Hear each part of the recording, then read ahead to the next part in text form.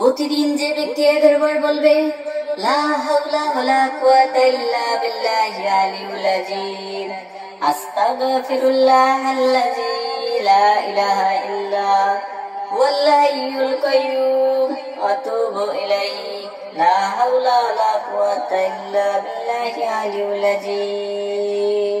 রাসূল সাল্লাল্লাহু আলাইহি ওয়াসাল্লাম বলেন, যে ব্যক্তি সকাল বিকাল 11 বার এই দোয়াটি পড়বে, আল্লাহ তাআলা তার অভাব পূরণ করে দিবেন ইনশাআল্লাহ।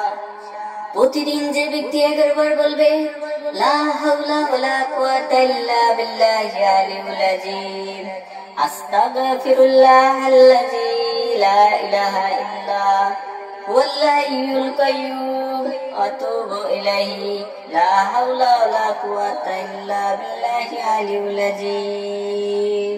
রাসূল সাল্লাল্লাহু আলাইহি ওয়াসাল্লাম বলেন, যে ব্যক্তি সকাল বিকাল 11 বার এই দোয়াটি পড়বে